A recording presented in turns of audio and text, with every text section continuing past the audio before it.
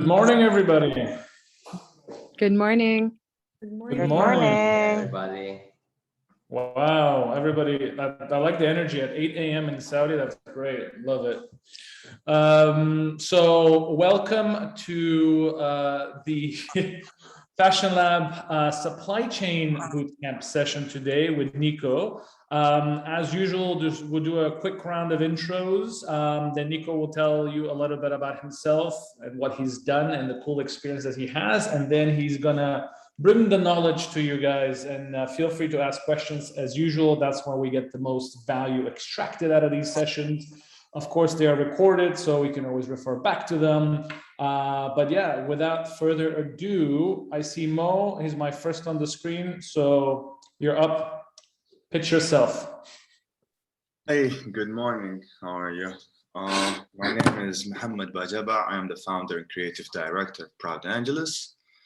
Proud Angeles is a brand inspired by the community and the youth. And yeah, we've been established since 2016. Cool. Dania, you're next on my screen. Hi, my name is Dania, and I'm the owner and creative director of Dani Shankar. It's a sustainable and contemporary bag brand that focuses on Italian craftsmanship and unconventional, unique designs. Cool. Dalia, you're next. Hello, my name is Dalia Bakharji. I'm the owner of Human Error, which is a streetwear brand focused on collaborations. Awesome. Thank you, Dalia. Dalal, you're next. Hi, I'm Dalal, the co-founder of Cones and Rods, a sustainable luxury eyewear brand that focuses on limited edition production and using raw materials. Cool. Thank you. Kauthar, you're next if you've got good connection in that car of yours. Yeah. Hi, everyone. Good morning.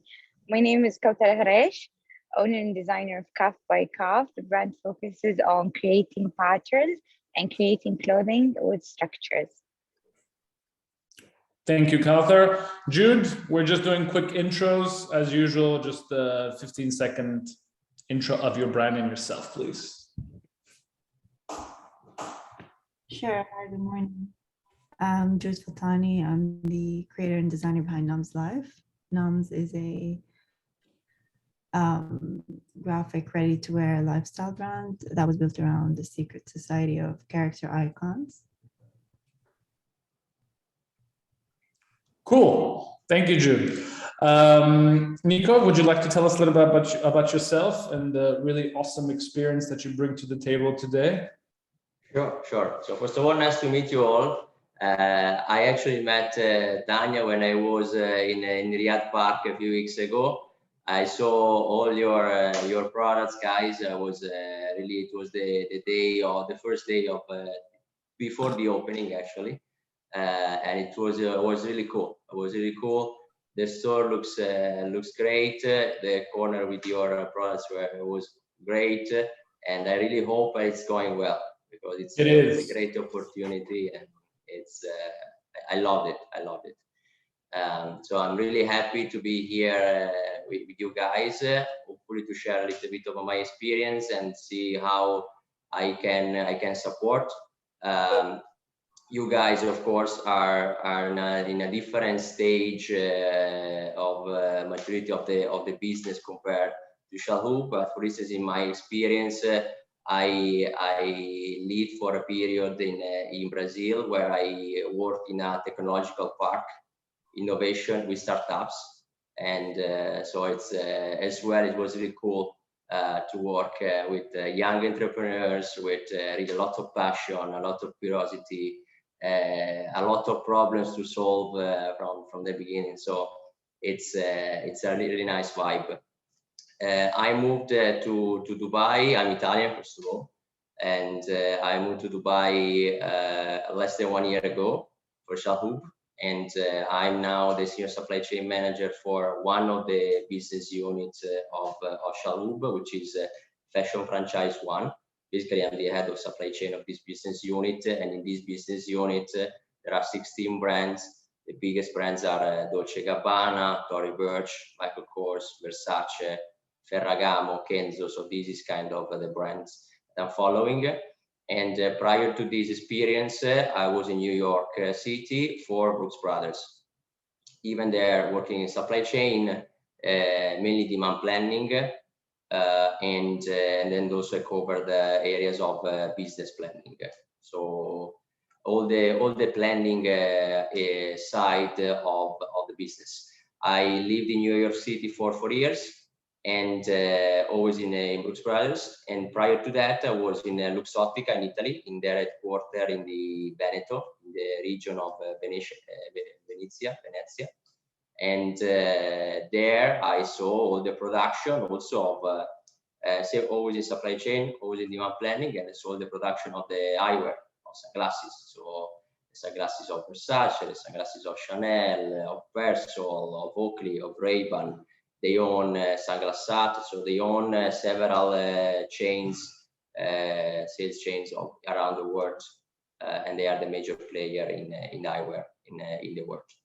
I graduated in industrial engineering almost 10 years ago in Italy.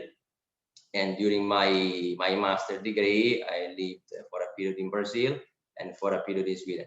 So I've been quite around traveling, and I love to meet new cultures, to see really different way of looking at things. And that's also what open minds, and also shows you more customers, more ideas, and this is the same that I'm seeing also in Dubai, and I saw there in Saudi when I came a few weeks ago, between also the difference between Jeddah and Riyadh. And without being there, it's different. It's difficult to understand all these differences. So nice to meet you. And so from a supply chain perspective, Rafi, do you want me to start, or you want to?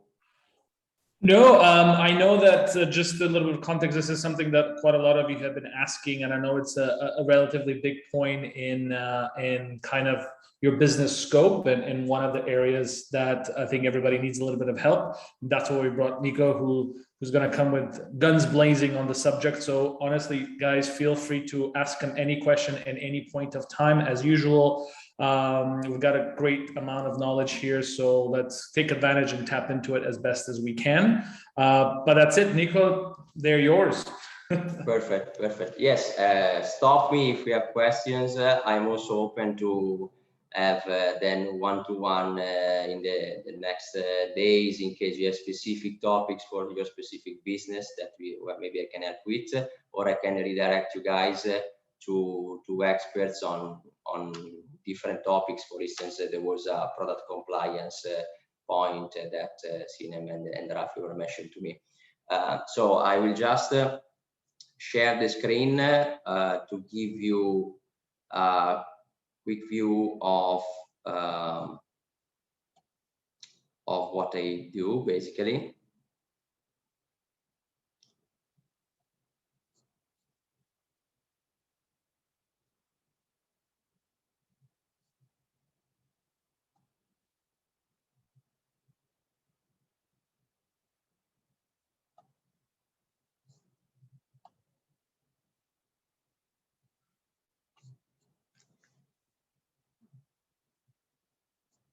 Okay, so can you see the screen?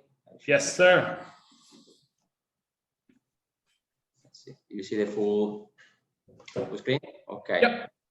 So these are the brands that I was mentioning to you, and these are the brands that I'm currently following. So of course you have different complexities and different peculiarities on each of these brands, and we work with different brands across the world, with different kind of people as well across the world. So what we are trying to do with supply chain is to kind of build a baseline to create commonalities between these brands and create this process, follow this process that I'm sharing now with all of them. As supply chain, first of all, we interact with many different functions. We interact a lot with buying, with finance, of course, with the general managers, with logistics, with marketing, with retail. In this way, we can connect with the different functions that see the business from a different perspective. So buyers purchase the collection, and marketing work on the communication, on the campaigns, on many other things around the customer, CRM. And with retail, they are really working on the front lines. So we want to make sure that we serve in the best way all these people with the right product at the right time in the right location. So what do we want to do? We want to cover the demand planning side and the supply planning side, where demand planning is pretty much the pre-season. So before we actually launch our products. You know that in fashion, you either work with 2 or 4 seasons a year. And so we want to make sure that all these 4 seasons are actually getting on time, in the right place, and also in the right condition, in the right way, with the right mix. And so we will go there later on. So how do we do that? The demand planners are working on a forecast, on a demand forecast, on a sales forecast, basically. So we need to understand, of course, there is a budget. So whenever you guys are looking at your business, are planning, okay, my plan, my budget for 2022 is X amount of dollars. But then you know that the business is really flexible, it's really fluid. So it's difficult to forecast 1 year in advance. So there will be change along the way. We make sure that we keep these forecasts updated, not only at total level, but then at SKU level. Because of course, at total level, I want to do X amount of dollars, but then how do I do it? With products and products in specific locations. So we need to make this, we need to create this forecast, sales forecast for each SKU, for each bag, for each size of the blouse, of the dress, of the t-shirt, because that's at the end of the day what the customer is going to buy. So if you have the right fit or shape of the t-shirt, but it's not in the right color or it's not in the right size, you're not going to sell it. So, and then it's going to be also up to the retail person in store to try to cross-sell or try to move to another item. So that's something that we cannot control as supply chain. We try to make sure that we forecast, and so we produce, we order, we ship the right SKU, because that's what the customer buys. So this is the level of detail of this forecast. But not only, we forecast also on country and store level, because in Middle East, you know, with VAT, with all the customs duties, the lead times, you might struggle, you might lose time in moving it between countries, between Saudi and UAE, or Bahrain, or Kuwait. So that's where we want to forecast these units, these SKUs at country level. So we ship it to each country. So we are already close to the customer. So our time to market, our life, basically the cycle to get to the customer is shorter. Of course, when you do this forecast, you might have higher error. Higher error means that you might lose sales, or you might buy too much stock. So this is where basically your cash, less cash or more cash sitting in not in liquidity, so in amounts of units inventory sitting there as not selling. We need to have a trade-off to minimize this inventory and maximize the sales. So that's where also the cash flow is sitting, and we are measuring it with a forecast error. So every step of the process we try to measure in a distinct way with KPIs, with numbers, and then we try to compare with last year, 2 years ago, with budget. We have some term of comparison. So the key of a KPI, of a key performance indicator, is a number that you can affect and can control, so you can take action on, and it's also comparable. So you can see if you're improving, if you're not improving, if a competitor or somebody else is doing better than you, and why. Trying to understand how to improve. So we measure the forecast error, because that forecast error is affecting what you purchase. Then within supply chain, we create an open to buy. So the open to buy is basically based on how much you plan to sell. So how much do you need to buy to sell these amounts? Open to buy. So this is the cash that you can spend, you can afford to spend. So even in those situations, it's the same in every company, but of course when the cash is very limited and you need to know exactly the risk of investing that cash, it's really important to have the right open to buy at total level and with the right split. So what we do is splitting this at store level and category level. So why? Because we ship to each store. Of course, if you have e-commerce and you have open channel, that is helping, because you can reach wherever the customer without putting your stock somewhere. So in Riyadh Park, you have stock sitting there, and that's an investment. And so you need to understand your return on investment. This is the link between the open to buy and your sales. So how much do I need to invest to make these sales, and can I afford to invest that? So there's no right number, but there's to be something that you need to plug in your business plan. And this is what we do with the open to buy. Category level, for the reason I was mentioning before, we need to know what, not only where, when, but what we're planning to sell. So which category, depending on the business, can even be, of course, we have all kinds of categories, but if you sell only bags, can be different families or different sizes of bags. Large tote is different from small leather goods like wallets, or is different from pochette, from different kind of bags. Same is happening in ready to wear. T-shirt is different from a jacket, is different from a pant, is different from a dress. So that's where we split down how we plan to spend this money. After that, we need to decide how much to invest on seasonal items and how much to invest in basics, and deciding which sizes. So on the first step, how much is basic, how much is seasonal? The risk of some businesses is that every season you change your entire collection. When you do that, the risk is that every season you start from scratch, not only from a design perspective, but even from a selling perspective. So you don't know how the customer will react. Of course, as a business, you have some fixed costs, fixed expenses every month. In the same way, with basics, we want to cover fixed revenues every month. So we reduce the risk. Even here is about risk management. I'm sure with finance, you went over a lot of numbers and a lot of technicalities on this, but the same way is also in supply chain. You need to manage your risk. The amount of inventory or the amount of the open to buy is also a way to manage your risk. The more inventory you have, the lower risk to lose sales you have. But of course, you have a higher investment.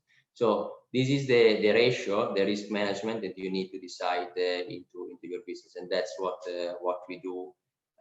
What we do also in Chalhoub. For instance, in a network of 20 stores compared to a network where what I had in US for Brooks Brothers of 250 stores, lower amount of stores, you can afford to have lower investments because you concentrate your stock in less points of sales.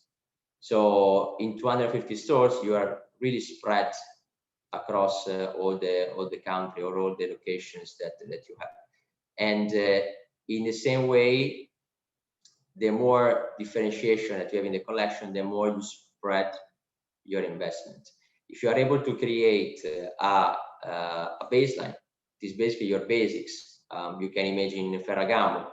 But you can imagine also Dolce & Gabbana, that is a very seasonal mindset. Dolce & Gabbana has 30% of the business that is basics, or Tory Burch even more. So you imagine these fashion houses, even if you think about Gucci, if you think about Louis Vuitton, when you walk into the store, there are some items that are always there. So those items are cash cows. Those items are items where you know what you sold in the history, so you can forecast, and you can have some more stock as well. So even from a procurement sourcing side, you can have some more coverage. You can have some more leverage with your suppliers because you can buy more at bulk. So in some cases, you might have MOQs issues, a minimum order quantity. You can afford that on those items. Maybe you cannot on the seasonal items. So the seasonal items are the ones that are looking nice in the windows, are bringing in traffic, are changing all the time. So you involve people, you drive people in, you drive curiosity. But then a lot of the business in the stores is actually sitting with these basic items that that are selling. They're selling differently, country by country, location by location, based on who your customer is. But when you have history, you have lower risk because you can actually forecast it. Currently, we are doing it in Excel, so this forecast can even be done in an Excel file, especially when you don't have a lot of SKUs. The prior experiences I had over 30,000 SKUs. Right now, we have definitely lower, so I'm sure that you have much less SKUs, so you can actually go at detail level for your top ones. Usually we're talking about Pareto, no? So 80-20, 80% of the business with 20% of the SKUs. So those are the ones that you always need to make sure are there, are covered, and then you run on your seasonal items. So we have these 4 collection, and on seasonal products that drive traffic, that drive curiosity, that are actually important to social media, communication, marketing, and so on and so forth. Of course, especially in ready to wear, then you need to split these at size level. So a lot of times we might struggle in splitting these at size level. So how many times you walk into a store and I like the t-shirt, but they don't have my size. And then the t-shirt is the easiest example, but when you go to dresses, to blouses, to even pants, even more common to not find our size. Shoes. So that's where we need to have the right curve in sizing. In my experience, I never seen a sizing sales curve flat. So all the sizes are the same way. The more you have customer, you have sales, you usually have a curve, like what is called the normal, the bell curve. And so your core sizes are the central sizes, depending men's and women's. It may be 37, 38 for shoes, it might be medium, large, or men's, it may be 42, 43. So depending on what kind of items you're selling. And so that's where most of the stock for you, it will sit. And then you need to take a decision. For instance, if you want the half sizes, not all the products need to be available in the half sizes. Maybe you don't have enough money to go back to the open to buy. You don't have enough money to invest in those sizes for all your items in the entire collection for the entire locations. So you need to decide where to invest the money. What we started to do in US, for instance, imagine a network of 250 stores, and imagine how many products, and to have all the products in all the stores. Impossible. It's a huge investment. So you use certain styles as your showroom, right? So you put certain sizes only in few products, so the customer can actually try the size on, and then everything else is available online. Or everything else, you can tell the customer, look, I'm gonna ship it to your home in the color you want, but in the size that you tried on a different item. So certain items become basically showroom items, displayed items that they can try on. And then all the stock is sitting actually in one place only, with all the sizes, in all your VPNs, all the sizes that you want to sell. And so you can ship from there. This is also a way to manage the risk. So lower the inventory, lower the investment, but actually showing to the customer that you do have her size, you do have the style, the color, the shape, the fit that she wants. You just need to ship it to her house. Actually, in New York, and I don't know if that will be the trend also here, but a lot of people walk into the store, they find the actual size they want, but they prefer to ship it home instead of going away with the shopping bag. So they don't want to walk around the shopping bag, even if the style is there. So that one was a huge trend that we saw in the last few years.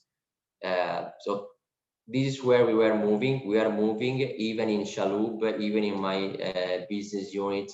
We are doing this exercise on sizes. Even in a group this big, we have these question mark. It's still a risk. So we have a past, we have the data, but then future, you need to be fluid. You need to be flexible because future fashion, especially, is moving fast.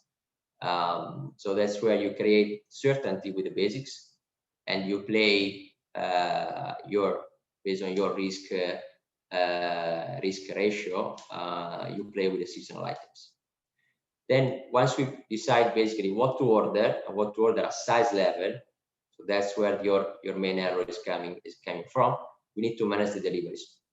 So supply planners are connecting with the vendors. Of course, on our side, we work on franchising. So our vendor is the brand, is Dolce & Gabbana, is Versace, is Tory Burch.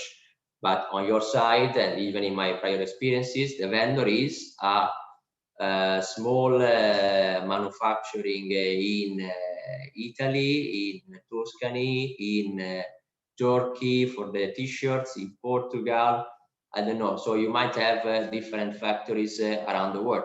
When you go to Asia, usually you have IMOQs. And so that's where the problem is coming, but they are very much structured.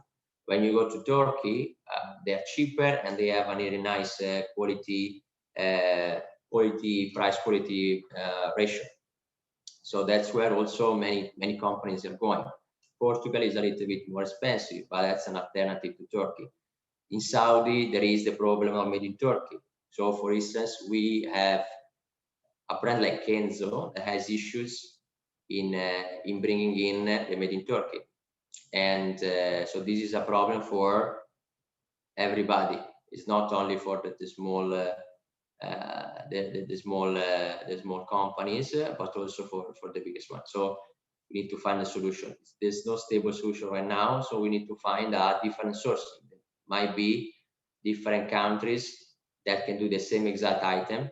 They can ship to you the sample, and you can have the made in Turkey for UAE, I don't know, and the made in Portugal for Saudi. So these are the activities that we don't control in Chalhoub because it's the brand side. But for instance, in a whole holistic supply chain, you can control also this kind of sourcing decisions. So before going, continuing, anybody has questions? I don't see you guys, so. I wanted to ask you, do you guys have like a formula of Excel sheet where you plug and play, or is it like different depending on like brand or volume or what? Because exactly, yeah. I've been trying to use the accounting data that I have with the SKUs, but like obviously there's programs that kind of translate that into a better data. So what do you recommend to kind of use? Yeah. So in the past, I used other programs. You have SAP, you have Oracle, you have big players that do that. I don't think you need that at this stage. Those are big investments. Forget about it. You can do it in Excel.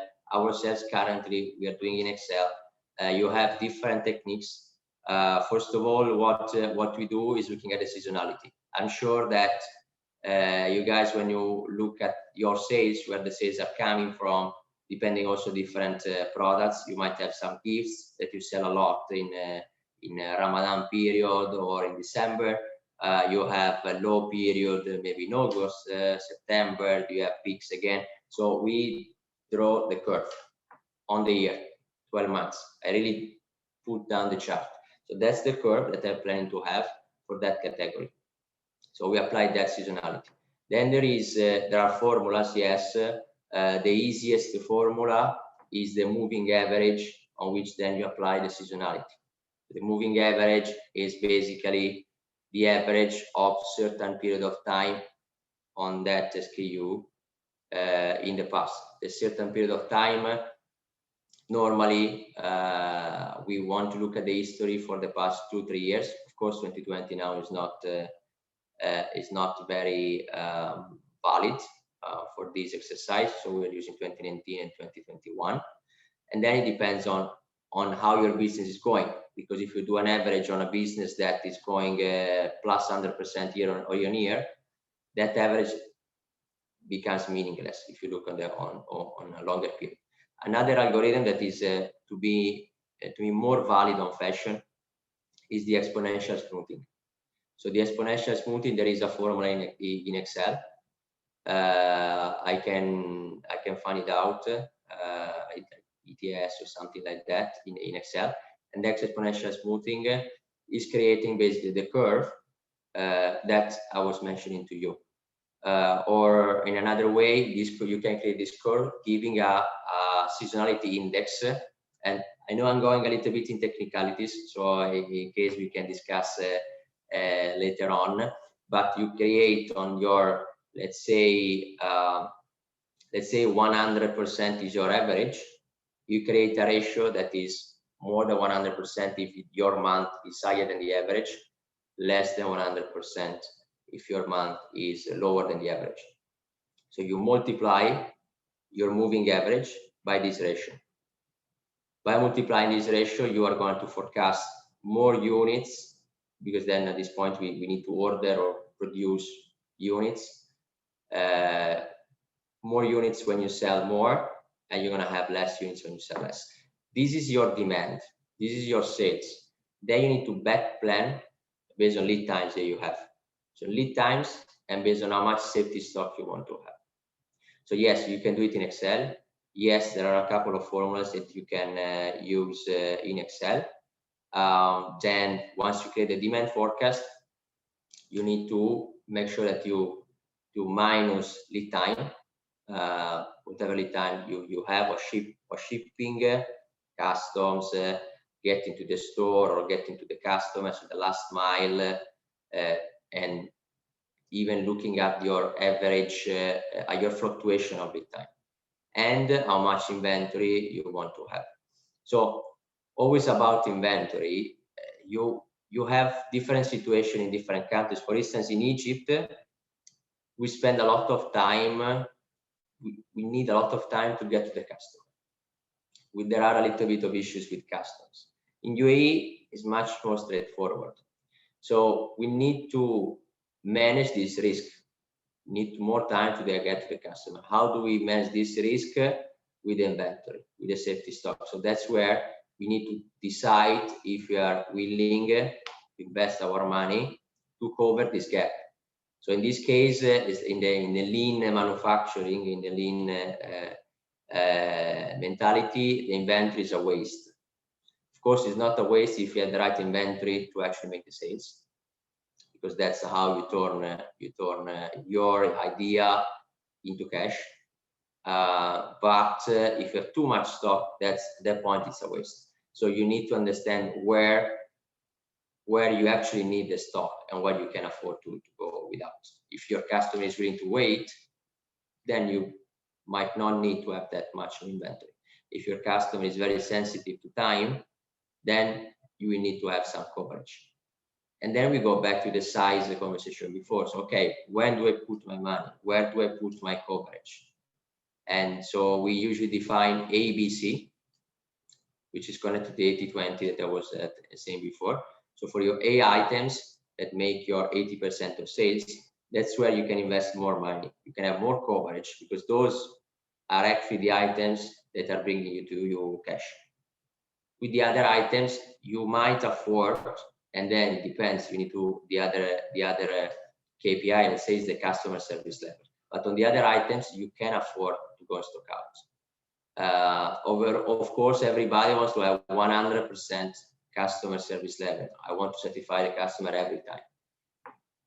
Satisfying the customer every time means that having in stock everything at all the time. It's infinite stock. So that's not doable. So we need to understand what is the trade-off that we are willing to cover with cash. Did I answer to your question? Yeah, it's actually great. And as you answering me, you mentioned the 80-20% rule, right? That's to apply within my supply and demand strategy. But there's something really important that I want to know. What is that? Like, so when we go for wholesale, we go for showrooms, right? Yeah. Because obviously making a good supply and demand strategy and plan is very crucial for my business. If I want to work with an expert, right, where do I find it? And you can answer me this later. And how often should I work with him? Quarterly, or is it per collection? Is it seasonally? Because I'll be very frank with you. I've been trying to do these things for so long, even with the accounting and the data, but I never got the actual formula. But even though if I got it, it's still too much for me as a business owner to do the supply chain and you do the creative. I would much rather to go invest in someone and be like, can we work in the supply and demand? How and where do we find that person and how often? And as I said, you can answer this later if you feel like it's going to stop the flow of this presentation, you know?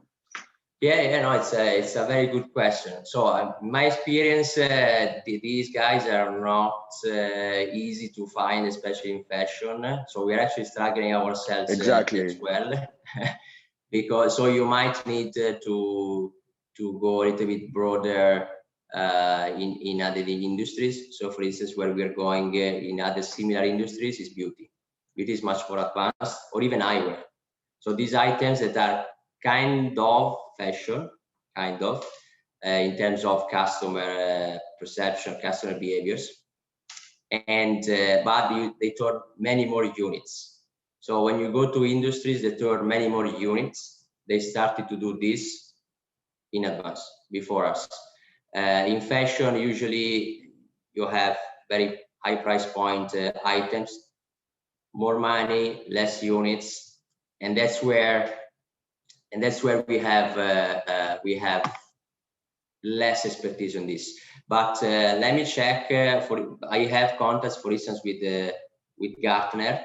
Gartner is very experienced in supply chain abroad across the world.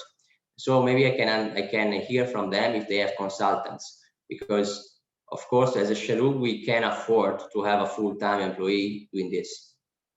In your business, you need to understand if you can afford, or if you want to afford one full-time employee doing everything you see here, or you need just consultants.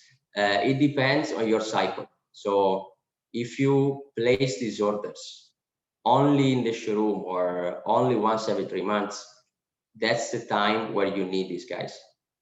If you are able to have a replenishment like we are actually doing and putting in place for the basics, that's something that you can do all the time. Like we do it once a month. So once a month means that basically you need either you do a consultancies of a few days every month, or you have a full-time employee that is gonna take care of all your data and putting it in a dashboard, in a visualization that drives actions, drives decisions. If I found this guy, I'm gonna make a lot of money. So let's see. Nico, are you looking for a new job by any chance? Exactly. I wanted to ask you a IT, question, yeah. Moving just a little bit backwards, because I think you touched upon a very interesting subject, which is data and historical data to kind of plan in advance a bit. let's assume that you don't have too much data, or you have very little data. What are some of the benchmarks, or what are some of the comparables you can start looking at in order to kind of give you some sort of an idea of how to do a little bit of the planning with little or no data? Because I'm assuming a lot of the guys here might have very little to no data when it comes to sales, or it's fragmented, so they can't get a holistic picture of it. So I just wanted to touch on that a little bit. Yes. So what happens? So in those cases, you have some benchmarks. The main benchmarks, the main I think data visualization or idea you need to plug, and that happened in all my experience in our eyewear and Europe market, China market, US market, in fashion, in Middle East, in all the countries. You have a specific seasonality, and so you need to have in mind maybe this is not showing up in your data because of limited months of life, let's say, or limited inventory. So when you go in stock out, that stock out is actually meaning for you dirty data, not clean data, because in that case you didn't sell because you didn't have stock, not because the customer was not there. Okay, so you need to have in mind the big picture with the peaks of again Ramadan, so the week before Ramadan and the week of Eid, the week of the Christmas, the Black Friday, when you have sale periods. So you need to visualize your curve of sales, and because you need to be ready to cash in those periods where there is high traffic and where the customer, especially in fashion, I mean, the customer is going in December to look for a gift and is going to buy it. So either from you or from somebody else. But that's the moment in time you can sell certain items. Then when you go to fall, winter, or spring, summer, you're going to sell it in spring, summer time, or for winter time. So you cannot switch it. The coat, you're going to sell it in a certain period of time. You cannot decide when the customer is going to buy it. So you need to have right in mind these life cycles, so this seasonality and the life cycle of the item. There are benchmarks, or I can show a chart also that we have on how we look at on how we manage we get our sales in month by month, just to give an idea. The same on sizing. Probably you might have not enough data to drive this curve, to draw this curve, and because of stock or because again of time of collecting data. Usually it's a bell curve for really all the product categories with sizes, So you have the central sizes that are selling more, and you have the tail on the I don't know, shoes in 35, 36 or 41 for women, and of course it moves higher for men's in t-shirts, extra large and extra small. In US we were not even offering extra small because American people are really big. So country by country, market by market, you have different curve, but that's where you file your stock. And so look at your data, and if this is not coming out, probably you do not have enough data yet, or probably you missed sales. So we see it in some brands. I give you an example. Versace, we just launched it with Chalhoub, and if I try to draw this curve, it's not fully there. Why? Because we had stock outs in the main sizes. So we bought across all the sizes, but then our level inventory is still there on the tail, but it's not there on the core sizes. So that's where we miss sales.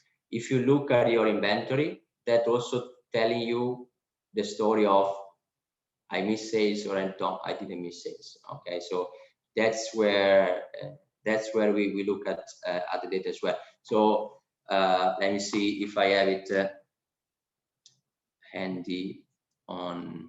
I need to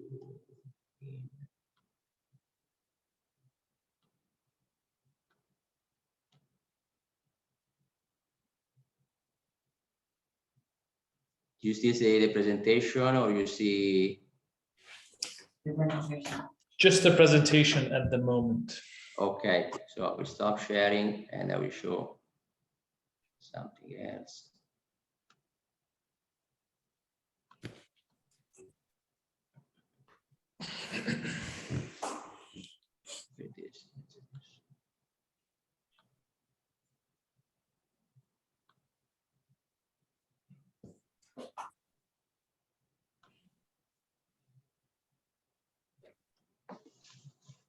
So I'm going to show to you our BI tool that we are developing with our data team. So guys, Power BI is a Microsoft software tool. Maybe some of you know it. That kind of compiles and blends data from different sources. It could be automated or it can be manually plugged in. It's an expensive tool. One alternative to this is if you have Excels and you want to do some data visualization is Google Data Studio. It's a free tool offered by Google, and you can also integrate automation into it. You can import Excels and Google Docs in order to do somewhat similar analysis, what Nico's will show you now with the Power BI tool. It's quite powerful, it's free, and it's kind of a really good way to get into creating dashboards that are either for sales, for your e-com performance, for your offline performance. So it's just an alternative for you guys to know. So Google Data Studio. Exactly.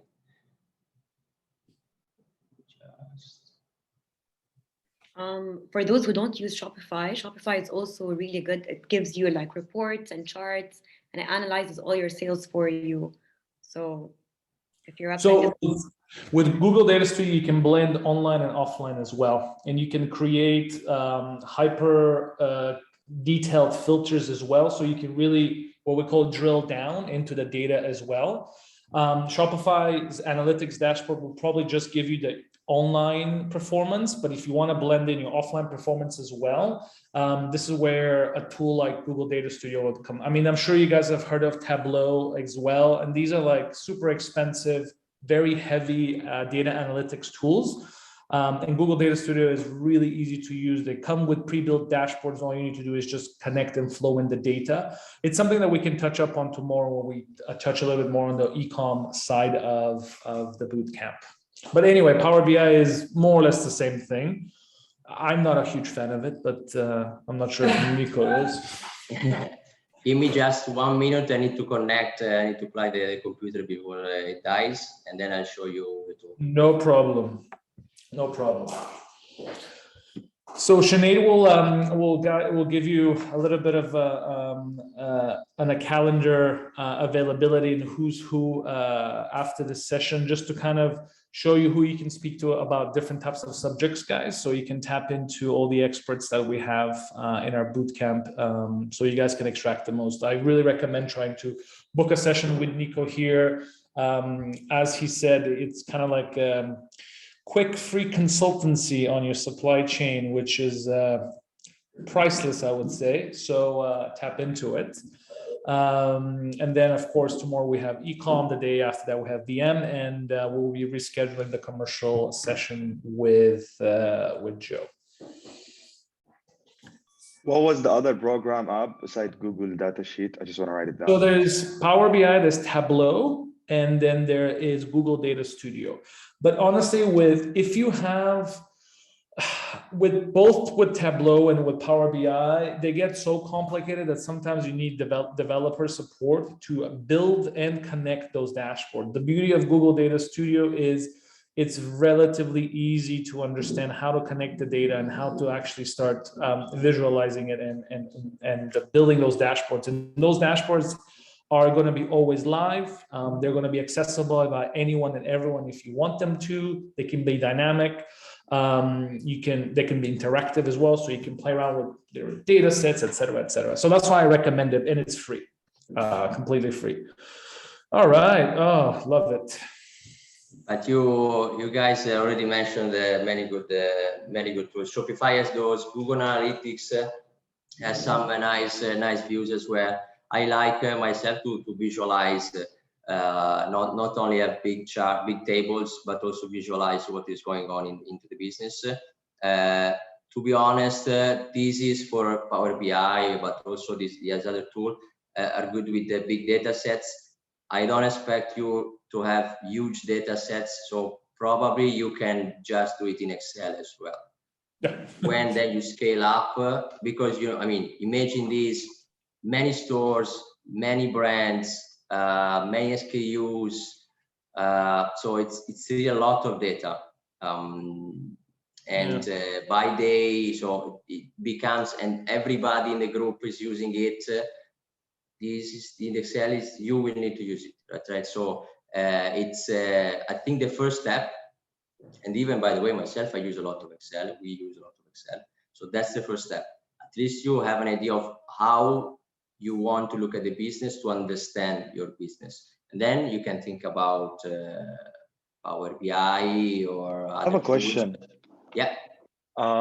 Maybe you mentioned it, but maybe I didn't hear it since my brain wakes up slowly in the morning. So what are the key points? So like how the season, the pieces, selling price, the cost, like what are the data and the factors you need to have in order to work with a consultant or to plug into a form or to work with any sheet? Just so I can keep an eye on it going on. And then once I find the right formula or person, I just plug it in. Sure. So usually when you work with demand planners, they are going to forecast the units, first of all. So units, how will the units that you sell be affected? They will be affected based on the price point, because every time you change the price or you have a discount, you're going to sell more units. So they will want to see also the sales dollars, let's say, because what they will do is drawing the same curve on the average selling price. So for instance, now here I'm showing to you the sales units that we had on, this is summing a few brands. Okay, so these are sales units by week. The week 1 is January and the week 52 is December. So 2021, 2020, 2019. So in these curves, you can see that, for instance, you have a big area of sales here in January. Why? Because you have sale, you have end of season sale, you have a lot of traffic. So you are moving a lot of units. Those units, if you look at the average selling price by week, that average selling price is for sure lower than other periods at full time during the year. So they will want to know the promotions that you make during the year. So the events that you're planning during the year. And so the units, you said, and the price points and the period we worked with, is it by week, month, or season, right? Right. And then what promotions? Okay. Exactly. So usually, so we split at week level. Then within this weekly split, you will want to know, or should we want to know, the period of trading. So let's say you have your fall winter season that you want to sell from, and you've actually sold in the past from September through end of January. And then you have your basics that instead sold throughout the year. So they will also look at this period of trading. Same for spring summer, from let's say December through June, because this is gonna drive it. This person can also tell you this season worked better than the other season, or within the season, what drove down or up the results was a specific family, a specific color, the fact that you had the right sizes or not. So we are actually, another KPI that we measure is the in-stock rate. That is simply telling you, I want to have in stock these 100 SKUs, and every week, in a specific week, I had in stock only 40. So it's 40% in stock rate. This is telling you that there is an opportunity of sales. You can multiply those items in stock out by the average selling money on a weekly basis. just to give you an idea, it's very rough, but just to give you an idea of what would have been the potential of sales if you had that inventory. Doesn't mean that you need to have that inventory because it's an investment, because it's cash for you, but then you will take the decision. So I want to risk, I want to put my money and make that sales for next year. So also the timing is important. It doesn't mean that you need to have this in stock all the time. If you look at this curve, when you want to have the stock is when actually you have a lot of sales. So here in January, you have a peak. Here, this is the week in 2019, the week before Ramadan. And this week is the week of the Eid. And even here this year, this is the week before Ramadan. This is the week of the Eid. So you see that in the middle, people don't shop.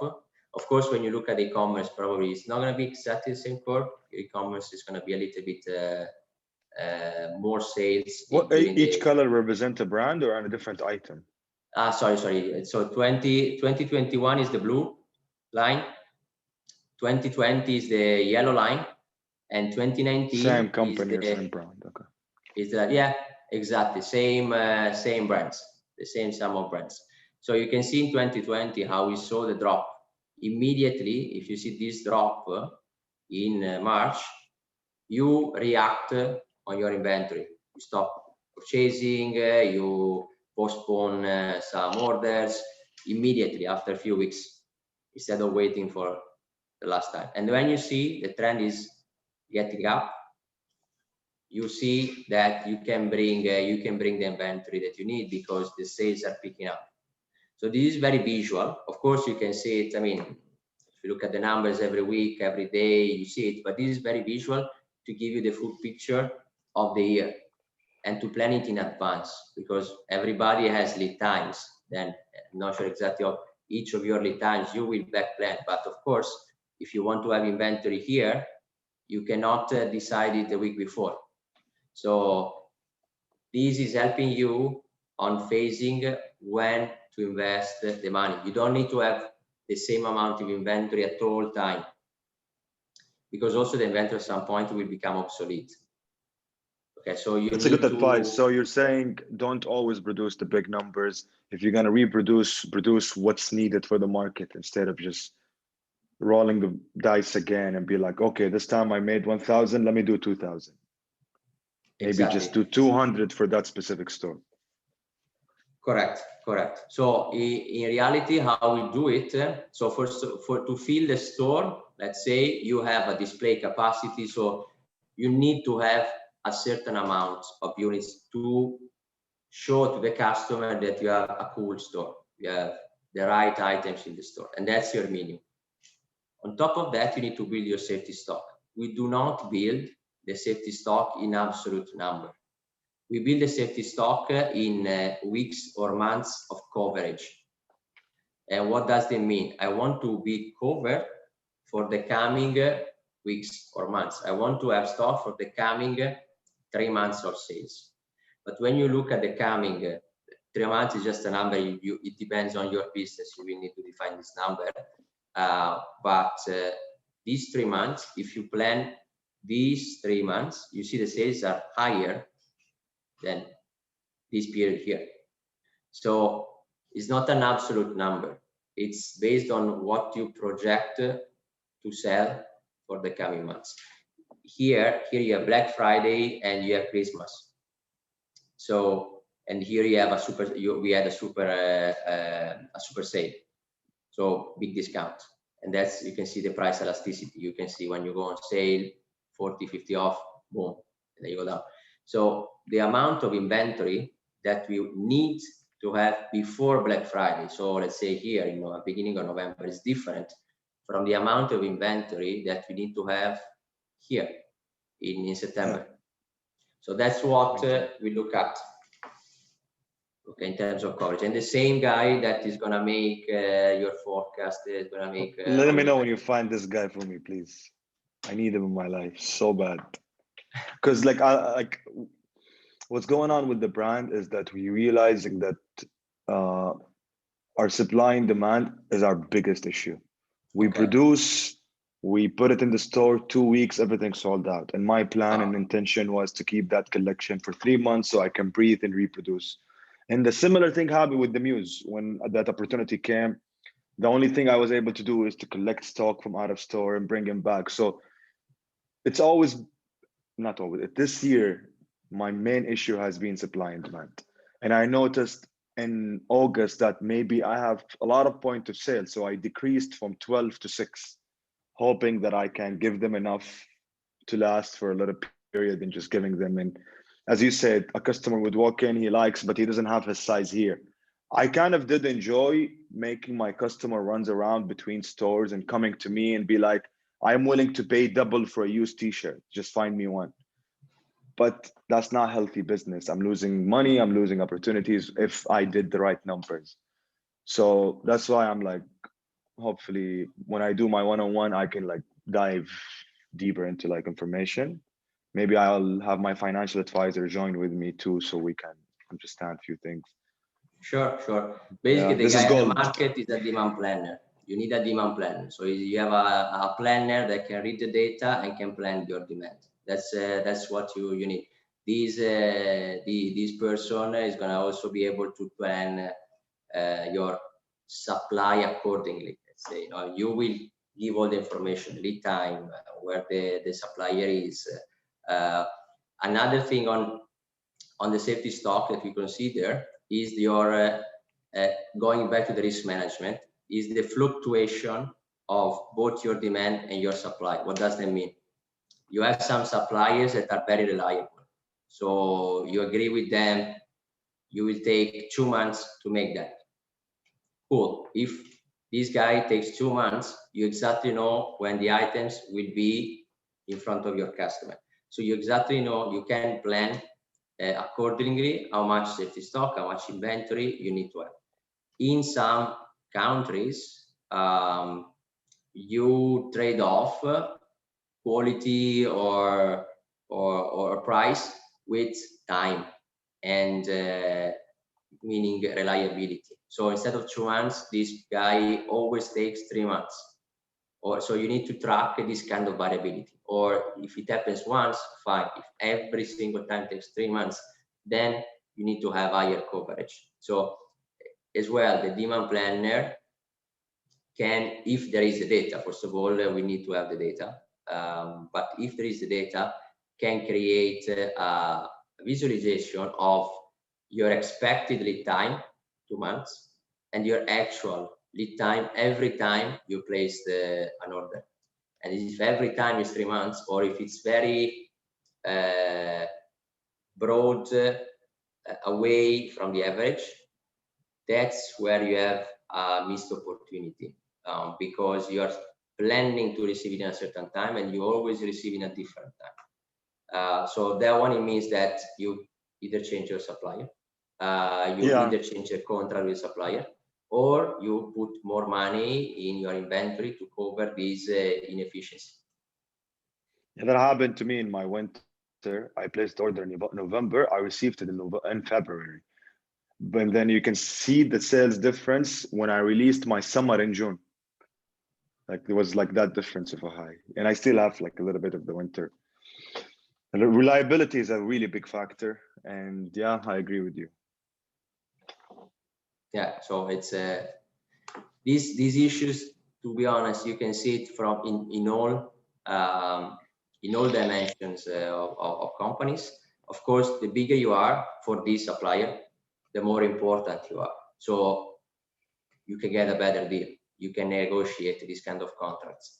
The smaller you are, the advantage that you have is that they can put you into the line. Question.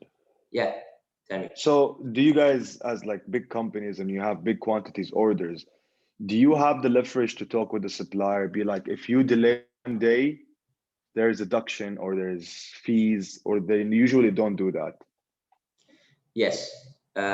So we as Chalhoub, being franchising, to be honest, we deal directly with the brand. So we don't produce the items. However, we have delivery windows. What does it mean? We need, by contract, we need to receive the items in a specific window. Then how big this window is, it depends on how you're able to negotiate with the supplier. But you need to receive it in this window. If you don't receive it in this window, and basically this window is connected to your sales, to when your customer wants that.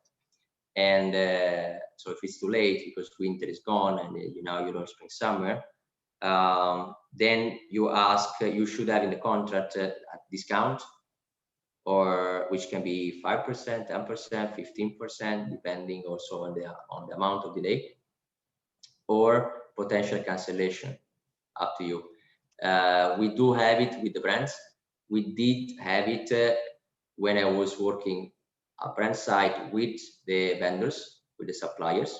So they must, by contract, they must respect certain deadlines. Of course, if you are LVMH, if you are caring, you can have a very strict deadline because everybody wants to work with you. If you are not, then this deadline will be bigger window, wider window. But at least you have a deadline. At least you have a deadline, so you know that after that, I don't need it anymore. Okay. Thank you. No problem. So this is the sales units. Then of course we have the plan. We track the gross margin. We track the conversion rate, the unit per transaction. This is another nice nice thing. So here we compare in a specific period of time. It can be year to date, or it can be the last 3 months, or it can be when you launch your season. What is the ratio, the percentage of your stock and your sales? So for this subset of data we are looking at, for instance, we had in blue, you can see the stock on hand in units and the sales on hand in units, but you can do the same in dollars.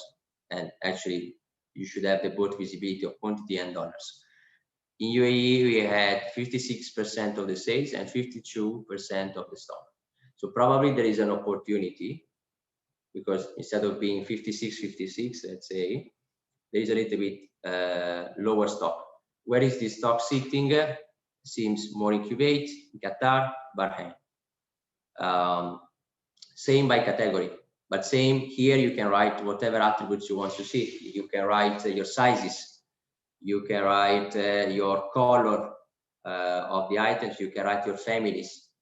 So leather goods, 27% of the stock for 32% of the sales. So maybe we have a missed opportunity. We have an opportunity in the leather goods. Where is the stock sitting? Ready to wear, footwear, accessories. Usually when you have a lot of sizes, that's what happens. It's easier, let's say, to be lean, to have less inventory when you don't have sizes. When you have sizes, unfortunately, you're going to have more risk, as we were saying before. So your investment in inventory is going to be more spread across all sizes. And this is what we also have as Chalhoub in ready-to-wear and in footwear. When it would be nice to see ready-to-wear split down by size. Where is the stock sitting and where are the sales coming from? So same way, it's very visual, I think, very immediate, and it can tell you where maybe you might have an opportunity. The same might be done by location. So where is my stock sitting and where is my sales actually coming from?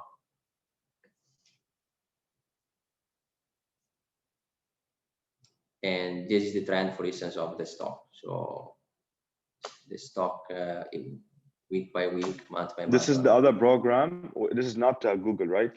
That's this is not Google. This is called Looker. It's called Looker. It's a Google product actually, and it's similar to Power BI. It's more powerful than Power BI, and it's where the company is going to. So we are working on Looker. It's very flexible because you can even plug in. Is it expensive? Yes. It's yes. I wouldn't suggest. So I think all these charts, in my opinion, you can start from Excel. So all these kind of charts, you can actually do them in Excel. And that's the starting point. Then later on, you can do Looker, you can do Power BI. Even when you go to this kind of systems, you need also a guy that is helping you from a technical perspective, right? Because you need to connect the data to this. So I would suggest to start with Excel. I have a question, if you allow me. Yeah. So I saw your figures, the one for 2021 and 2022 above, and I was wondering, how did you recalculate the demand after COVID? And if you are the one responsible for Saudi market too, did the VAT, the increase of the VAT and the change in economy changed your demand? Yes, definitely yes. So the VAT is a decision that you need to take as a business. Do you pass it to the customer or don't? If you pass it to the customer, what is happening? What you were mentioning before. If I go back this chart, this is affected from sale, but also from the average selling price. And it means that if you pass the VAT to your customer, you are increasing your price. And so you need to see the reaction of your customer in the increase of the price. If last year you had a certain curve and you are following a certain trend, let's say every week now this year you are plus 20% versus last year, then you increase the price, which can be the VAT, but can be simply you have a higher price from the supplier and you want to pass this increase to the customer. So any reason you increase your price, you look at your price elasticity or price sensitivity of your customer, meaning how is the sales, how are the sales changing? And yes, you see the drop. I think if as most of the companies out there increase the price because the VAT, so the VAT is not something that you have it and the others don't. It's something that is valid for everybody. So most of the companies actually increase the prices. And if all the competitors out there increase the prices, then you have an initial drop, but then it goes back to normal, because if you want that item, you have to pay it. What we see, of course, is that if you have different price and the travels are back in place, are open again, you have different prices around the world. So that's where you might have different impacts depending on where the customer is shopping. How do we reforecast the sales? COVID time, everybody struggled. All the companies around the world struggled. And maybe you might have, usually you have a monthly cycle, let's say, those every month you reforecast based on the latest results. COVID time, basically every day, we were re-looking at whatever scenario is changing. It's not only your sales, but it's all your events that are impacting your sales. They were lockdown in Italy, lockdown in Vietnam, where there is a lot of production, lockdown in China. The customer in China can now shop only in China, but there is a limitation on how much money they can spend on luxury items. Or US, they are not in lockdown, but they cannot go abroad, or so on and so forth. And same here in the region. So we had the bridge with Bahrain closed. Huge impact, of course, because Saudi are not shopping anymore in Bahrain. So let's move the stock to Saudi. It's not going to sell in Bahrain. And same Kuwait, close, lockdown, stop sales.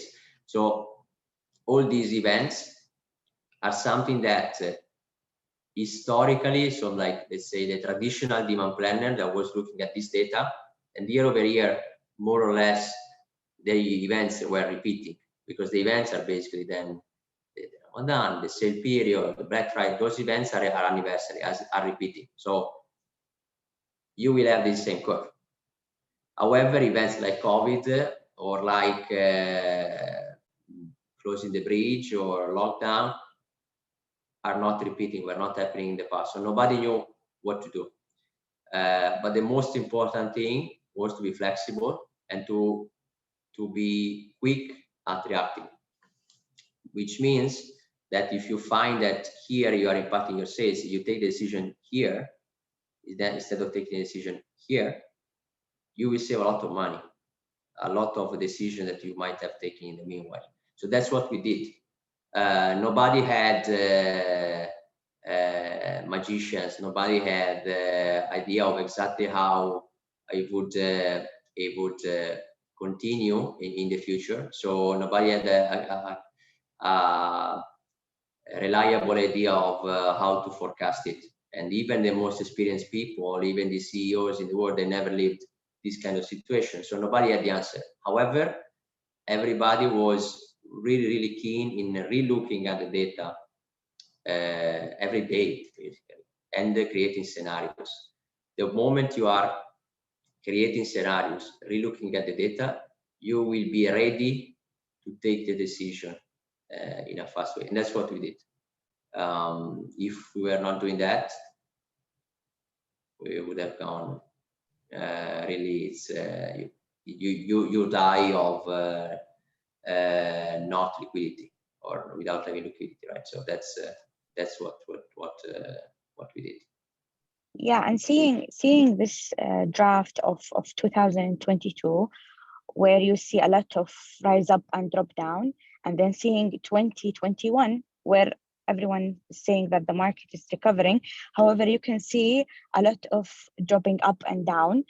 So did the customer behavior changed after 2022? Of course, you're comparing to the data that like every drop that you still do is comparing to maybe 2022, 2029. However, is there any behavioral change that made you change the demand? Yeah. Things that change that will never come back, I mean. Exactly. Yeah. So the trend, this is first of all, several brands and all the categories. Of course, when you go drill down, and now how you plan your business is that you cannot only have your total view, but then you drill down. I remember with my prior CEO of Brooks Brothers, and every week he was looking at the business, huge group, and he was looking at every line of every category of every region of US, how the business was doing. So you really go in details in where is your business doing well and not doing well. So what happened in COVID time is that the business dropped a lot in informal wear. So ties, you don't see ties anymore. Nobody is wearing ties. Suits, nobody needs suits because everybody is working from home and they can buy one suit if they want to wear a suit, and that's it. Formal shoes, nobody's buying formal shoes. We had a huge increase, like 300%, 400%, in some cases 500%, so 5 pair of pajamas, underwear, robes, shorts. So even t-shirts went up a lot. So all the items that you wear at home, huge. So it means that even if you see these drop down, I mean, this drop down is here in Middle East. In this period, I was not here in Middle East, I was in US, but we had the exact same drop down, the same drop. And this drop, if you drill down, is not the same in all categories. Some categories were zero. Some categories, like the ones I'm mentioning to you, were actually popping up, were actually flying. So we did have to react, going back to the point I was mentioning before, fast. And that's a key point of the supply chain, is the planning. So you have the data, you know how to take actions, and the time management. So it's very timely sensitive. And so you need to take a decision here instead of here. Saying we ordered here more underwear, more pajamas. I mean, pajamas was a really small business for us, really small business for us. And all of a sudden, that was actually a good amount of money. So let's cash in. Okay, let's bring in the money where it's selling. And so we We went with supplier. We had tried to understand what we could bring in and what we could not bring in. Of course, going back to supplier, the issue was that a lot of suppliers were in lockdown. So in Italy, for a certain period, they couldn't work. Then they opened to all essential workers. In Asia, a lot of countries were shut down. Even in China itself, not only Vietnam or Thailand or Philippines or Bangladesh, all the countries. So then the supplier needs to be available for you. And so you find that trade-off. But all of this, in the past, used to take back and forth by email several weeks, and it happened right away. Calls where you take decisions and you negotiate on the spot. So that's how then you react fast. That's how you look at the business, and actually you have different behaviors in that. And so yes, it changed the behavior of what the customer is buying. Of course, it changed the behavior in where the customer is buying, because a lot of e-commerce is coming into all the companies around the world. We diverted our attention to omnichannel. Omnichannel was already a trend, but not that, you know, the companies took their time to go to omnichannel. Right now is a priority. What is omnichannel? Basically, you shop everywhere. You can shop e-commerce, you can shop in the store, and I can fulfill your order from everywhere, not only from a stock that I keep in my warehouse or in a certain area where I group all my stock, but in any other location. So the stock that is sitting in Dubai Mall or is sitting in Riyadh Park can fulfill an order of a person in Abba, Tamham, so basically on where it's more cost effective and where I have it for us. What does it mean? This goes back to the risk management. I don't need to buy all the stock for all the location. They put it everywhere. No, it's I can fulfill e-commerce orders from any point of sale I have. So your point of sales become also a fulfillment center. So I don't need to invest in a lot of stock sitting in a warehouse. So these were trends affecting the supply chain, of course, as well. Now the big trend in supply chain, in the most structured supply chain, is the sustainability, because now, of course, there is climate conversation, and so a lot of brands are pushing on have a sustainable and transparent supply chain. Richemont, Cartier, LVMH just had a partnership on the blockchain. So blockchain, and it's not the Bitcoin, it's transparency of your supply chain. So I want to be sustainable, and I'm transparent with you, customer, to show that I'm actually sustainable. It's actually real.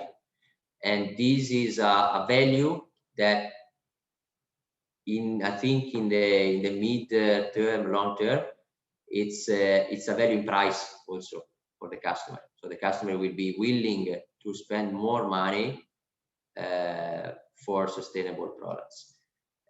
So that's where a lot of companies are going to. Also OTB, that is a group of Maison Margiela, D Squared, several brands in the diesel in Italy, also joined this partnership for the blockchain.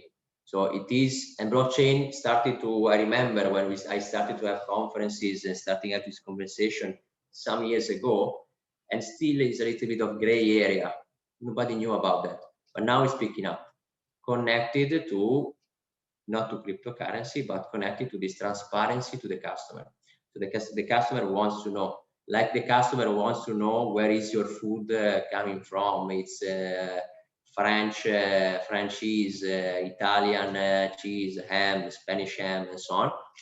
We're going there also for the products, not only where they're made from. Of course, made in Italy gives more value, like the brand gives more value, but also how it is done. Is it respecting the people that are working? I don't know, there was the Nike the Nike factory in Asia, where there were kids, or even Adidas happened, and they had a huge drop in sales. So this was one of years ago, but it's going to be more and more important in the future. So the sustainability of your business model and your entire chain. And if you are, and of course you're going to have some expenses, some costs on your side. So the question is how you cash in also these expenses. You need to communicate this to the customer. You need to show it in the right way. I remember I had this conversation with Daniel when I was there. In Riyadh Park. You need to communicate effectively to the customer, because in the world there are more and more customers willing to pay for this value. So this was another trend that we saw. If just a comment on the trend, let's say that you see here. So when you see the sales going down, don't think about that as a drop or as the business is not going well. You actually have lower traffic. You have less customer willing to spend money. So this is structural. What does it mean? It's normal. Like every company out there is selling less in this period and is planning to sell more across this period. So it's not that your business is not doing well. It's normal. You will need to look at it on the comparison, on a comparable basis. So Black Friday, how did they do Black Friday last year? Christmas, how did they do Christmas last year? Sale period in July, how did they do in the sale period in July? Ramadan, Eid, how did they do last year in the same period? So that is comparable. If you look at just this year, you don't have enough information to make it comparable. So that's not a trend. That's not a trend. It's basically seasonality. It's when your customer is shopping more and shopping less. Nico, I know we had a couple of other slides you wanted to go through. I'm not sure if you've covered them in the past 45 minutes or so, but if you want to jump back into them, if there's a topic that you haven't covered that you'd like to cover with the guys, we have about half an hour left, plus minus, so conscious of time. Sure. So going back to that one. So this here basically we kind of covered all the product lifecycle management. In the supply planning side, we have the in-season management. So a few words, but basically we touch these points as well. Is the launch strategy. So I made my investment in money of what I bought. I need to decide how to allocate it. So you have a display capacity to look to make the store looking cool, but then you need to do the replenishment or where the items are selling, are turning faster. Dubai Mall or Kingdom, or these kind of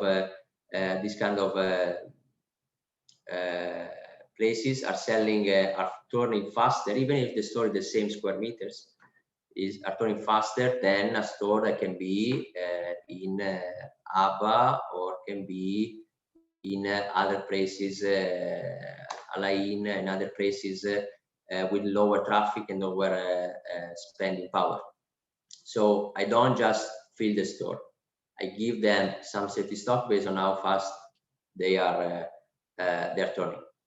Then I need to decide, of course, the sizes for the same reason, how much money I invest for each location, and replenishment. We are trying to automate the replenishment based on where we sell. Basically, I want to have a minimum of this amount of units for these items, a maximum of this amount of units, and anytime you're out of this range, you need, or you are lower the minimum, you need to reallocate if you have the stock and create priority storage. This is something as well. If you have, I think, a planner that can cover the demand planning side, can also work out a solution on this. It's going to be a basic solution, but it's much better than nothing. So that's how you start. You don't need to be building rockets at the beginning. You just start and then see how it works, if it works and how it works. Markdown, consolidation. So we look at the sell-through for the seasonal items. Sell-through basically is simply how much I order and then how much I received. And that out of how much I received, how much I sold. 60%, 50%, 80%. Where you see that some items are a lower sell-through, those are the items that we put in markdown first. When do we put them in markdown? During the sale periods. You saw in the sale periods how the sales are spiking. So the customer knows that there will be sale. The customer walks into the shop. The customer expects to find some discount. What I put on discount, I am the business, so I can drive what I want to sell. Something that then I will not sell in a couple of months from now. So that's what I put in markdown, and what kind of percentage I can put in markdown. So I will need, then will be probably marketing, there will be retail telling you feedback on it's working, it's not working, the price sensitivity or the willingness to pay basically of the customer is different from what you put on your product. Then just the other slide is basically to but we went over that on what the different roles do. Demand planner, forecast, the planning side of financial and merchandise plan, the open to buy, the pre-season, sell-through optimization, supply planner, delivery tracking. So then also measuring the fluctuation of the lead times you were mentioning before, all the allocation and replenishment, the markdown management. So again, how to sell out the items that are not moving. So either I move it to another location where it might move, or instead of paying for the shipments and paying if I go to another country for the duties and losing time, because in the meanwhile, these items are on a truck, are not selling, not productive, then I just mark it down. I mark it down in the location where they are. And then we have supply chain business analysts, data analysts. These are the guys that are helping us in putting together all the data and in driving more and more insights from the data. This is a huge trend, and we are trying to push more and more on data to have automated analytics that are also telling you what to do. So decision making and proposing actions and proposing scenarios. The scenario analysis is something that with COVID increased a lot. Instead of having one scenario, this is what I'm going to sell, many companies are starting to create more scenarios. Let's say 3 scenarios: optimistic, average, pessimistic. Then based on how it goes, you know what kind of risks of additional inventory you have on the pessimistic, in case of pessimistic scenario, and the risk of losing sales or getting complaints from the customer, losing customers at the extreme case, in case of optimistic scenario. And as a business owner, you can decide how to manage your risk. So where to place yourself in this kind of range. We worked out on few priorities for each role and few KPIs. So again, we need to measure, we want to measure our results, not just for the sake of measuring it, but measuring it, we know what we need to improve. We have a term of comparison, so we can measure it against last year, and I know I'm doing better or not. These are all then connected at the end of the day to the sales. So if I improve this, there is a direct correlation with the sales. So the on time of my these stock, are the information I need, right?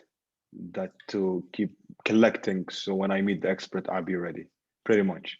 These are let's say also some KPIs that you can measure the expert with. Okay, so these are there is some of this information that you can share with the expert, and I can share with you this chart. You can take a screenshot, and these are some KPIs. For instance, this person is going to create for you a forecast. You're going to measure him with a forecast error, with a forecast accuracy. So you're going to see if he's doing a good job or not as well, or if you are happy with the job or not.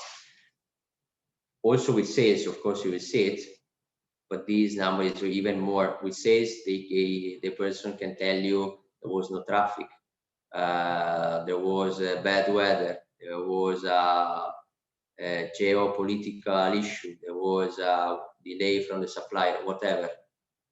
If you are specific in the KPIs to build accountability to your people, to who is responsible for this, then it's going to be easier also to manage the conversation in a positive way, simply to say, look, we need to go there and we are here, and then let's decide together how do we do that. So the stock out, ideally you have some never out of stock, right? So your basics, you want always to be in stock. So goal 100%, you will never be 100% because it has to be perfect, and we're going back to the 100% service level to the customer. But let's say it's 95%, and today you are at 50%. So that's where your potential sales sitting. And so you measure your stock out rate, your inventory turn, your months of coverage, weeks of coverage, weeks of sales. This is what I was saying about the safety stock. It's not an absolute amount. To me, the absolute amount is not what we need to use, because that absolute amount is going to be very high in low periods, and it's going to be probably low in Christmas, Black Friday, where you're actually making most of your cash. I'm sure that you put in a chart where when you're making money during the year, you will have, I don't know, 15, 20, 25% of the money in November, December of with the peak, lower amount of money in August, September. So also based on when you are making this money, you need to have the right inventory to do that. So that's how you phase the inventory coverage. GMROI is the gross margin return on investment. Basically, it's the gross margin that dollars that you get on the amount of inventory you have. So I invested $1 million of inventory, and I made $2 million of gross margin. It depends, of course, on how much margin you have. So there's no specific targets. The targets you really created in building the history, in having a term of comparison, in what if I improve my stock out by 2%, how much sales can I get for like in the next 2 months? In the next 2 years, I improve it by 20%. How much money can I get? And based on these KPIs, then you decide your priorities. Maybe there is one KPI which can be on time. It is not affecting much of your business. So you say, okay, nice, we measure it, but let's park it. My main KPI is the stock out. My main KPI is the forecast error or the sell through. So that's what is driving up my business. That's why my opportunity of sales is, and that's where you focus on. So you drive your priorities. If you look only at sales, margin, and units and dollars, that is really high level. It is, of course, super, super important, but it's not enough then to take actions on each single area. So for each single area, you need some KPIs that can tell you, am I doing well or not? And looking on friends or some competitors or internet for benchmarks. That is not easy usually, but if you have somebody who works kind of in the industry, and now that you are within, you have the opportunity within Sharoop to get this kind of benchmark on this KPI. So you have a little bit of an idea of where you stand and where you might want to go. Here you have the cost. This is more for, let's say, for us, but it's more about logistics cost. So how much I spend for freight, for storage per unit, because of course when you do this, you pay the container, you pay the truck, you pay for a space. You need to reverse this on the unit because that's affecting actually the real margin you're getting out of your products. It's not only what you purchase. Your total cost of the goods is not only what you pay the supplier, but then is also all the additional costs that you have across along the way until you sell it to the customer. I have a question about that. Yeah. Sorry, how do you factor that into your price, into your retail price? Like you said, the storage cost, the logistics. How do you calculate that into your cost, into your retail price? Yeah, sure. So we add on the supplier cost, on the purchasing cost, we add the different the freight, the duties. We have documentation that you might have, like like Sasso, like Saber, like ESMA, like COI, like any other documentation you need to do to import the goods. We have we calculate an average cost, because of course if you ship 100 units of some goods and you ship 1,000 units of the same goods, you have a different scale per unit. So we calculate an average cost on a certain period of time. What we're using now is a yearly basis. So in 1 year, I had 1,000 units and I spent $1,000, and so it's $1 per unit, just to make up a number. And then you can actually drill down by category, because maybe if you ship ready to wear on a hanger, you're gonna have higher cost than a t-shirt flat, or a big bag, large bag can have a different cost as volume compared to a small bag. So you can take those families, those clusters that are meaningful for your business. So you need to look at your business and look at how much you paid for in your history. 1 year should be enough, even a few months if you don't have 1 year. And you average out this just to have an idea of how much on average you spend on freight, customs, on documentation, on storage, how long you keep these items in stock for. Maybe you spend so much in storage because you don't want to mark down the products, and it would be better to save in storage and mark down, or vice versa. I don't know. So this is how we factor in. And also that's also how we factor our gross margin. So the gross margin is not the difference between the supplier cost, what we purchase at, and the sales price, but it's actually considering all these costs in it. That's our gross margin. I was gonna ask you, do you guys have to add to your selling price in comparison to actual retail prices after these expenses, or you have to stick to the actual retail price and lose in your margins? So we consider it in your margin. Then it's up to us that we are sorry, Dania. I'm sorry, Dania. If you got your answer or no, just jumped in. But no, I did. Thank you. Yeah. Cool. No, but also this is why I think for everybody for this question. So it is really on the willingness to pay of the customer, that your customer. So we on our side, we try to understand how much is the customer willing to pay. So you have a competitor analysis. You really have buyers that will go in Dubai Mall, go in Kingdom, go in Red Sea Mall, in Riyadh Park, and check competitors.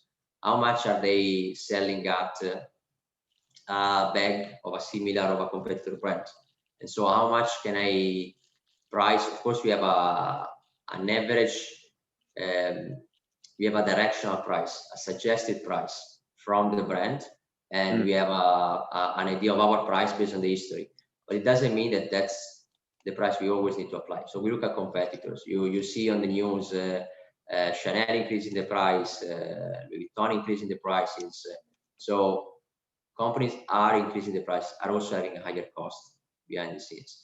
So that means that we need to re-look at our competitor analysis and how much can I price a Tory Burch bag or sandal at? How much can I price a René Caovilla shoe at? How much can I price a CCD bag, Dolce & Gabbana at? And then I look at the margin.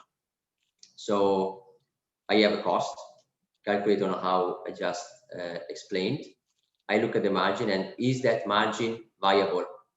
So sitting also with finance, is that margin enough to make us profitable? So we have the shop cost, we have people, we have all the back of house, we have other costs, fixed and variable costs to manage. So is that viable? Is that enough profitability? And then what is the enough profitability level? Is you're the business owner, so you will need to take this decision. But that's how you understand both the selling price, but also the supplier side. So maybe the supplier is not right for me because it's too expensive. I cannot afford to have enough profitability. That's how we calculate the margin profitability from the product side. Okay, thank you. No problem. So these are basically the other points are still connected to sell-through that I was mentioning. The inventory turn is connected to your coverage. So how fast you turn your inventory during the year. You turn it 2 times, you turn it 3 times, you turn it 1. What does it mean turn? How many times you sell it? I don't know. You have 1 million of, going back to the example before, $1 million inventory and $1 million in sales at cost of cost. So it means that you turn it once. You have $2 million of sales and you have $1 million of stock holding. So you turn it twice. How often you turn it? This is basically a return on investment as well, because you have less inventory, more sales, or vice versa. So this is giving you an idea of how quickly you're turning, and also the obsolescence of your stock, because you're going to have some stock is very much seasonal. And so if you don't turn it enough, it's going to lose value. And even if you paid 1 year before a big amount to your supplier and you try to sell at a big amount to your customer, but it's not selling, it's actually losing value. So again, this is about the risk management on how much risk I want to take on investing on these items. So these are the KPIs that we put in place to measure this. The over-under stock is based on what is my target inventory I want to have in every location. And then am I over, am I under? Even in this case, it's not only a total level, because then you need to drill down. Having in a Tory Burch store, for instance, having jewelry overstock and shoes understock, and then they balance them out. I don't care if they are balancing out, they are not balancing out for the customer. So if the customer walks in and wants to buy jewelry, I'm not going to replace it with a sandal and vice versa. So that's where you need to drill down into your business based on the clusters that are meaningful for your business. Clearly for bags, you have different clusters than t-shirts and other ready-to-wear items. So that's where you, as a business owner, have more understanding than everybody else of what is meaningful in your business. Just need some directions on maybe how you could look at the business in a different way. So I covered, I think, all the points that I wanted to cover. I don't know if you guys have other questions. I don't have questions.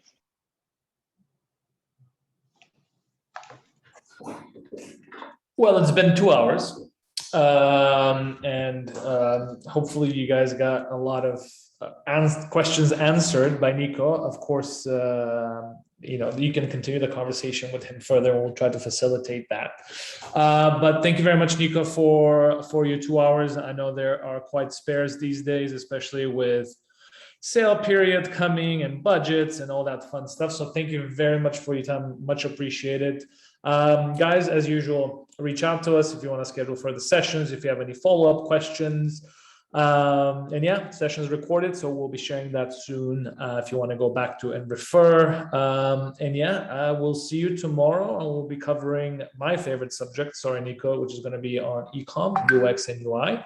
So yeah, have a wonderful day, guys, and thank you very much again for your time, Nico.